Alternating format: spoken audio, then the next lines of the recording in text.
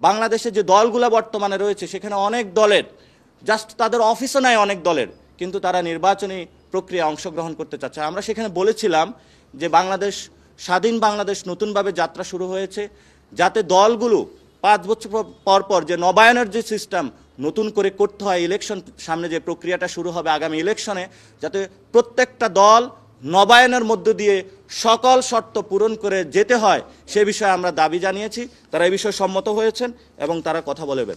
এবং আপনারা জানেন যে বদিউল আলম স্যারের নেতৃত্বে যে ইলেকশন নিয়ে একটি সংস্কার কমিশন গঠন হয়েছে এবং আমরা তাদেরকে জানিয়েছিলাম যে সংস্কারের প্রত্যেকটি রিপোর্টের পাতা বাই পাতা, ওয়ার্ড বাই ওয়ার্ড এর প্রয়োগের মধ্য দিয়েই আগামীতে একটি ইলেকশনে যেতে হবে।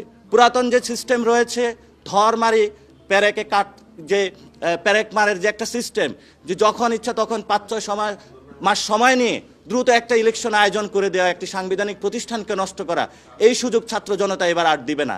এই জন্য আমরা তাদেরকে বলেছিলাম যে নতুন বাংলাদেশে আপনাদেরকে একটি সুন্দর প্রক্রিয়ার মধ্য দিয়ে যেতে হবে।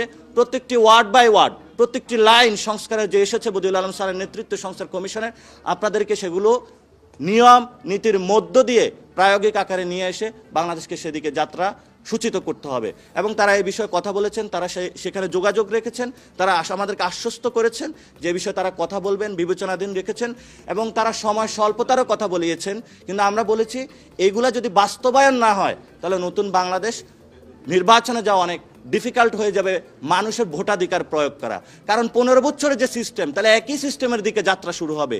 আমরা ওই সিস্টেমে আর যেতে চাই না। আমরা জনগণের যে দাবি, মানুষের ভোটাধিকার ফিরিয়ে দিতে চাই।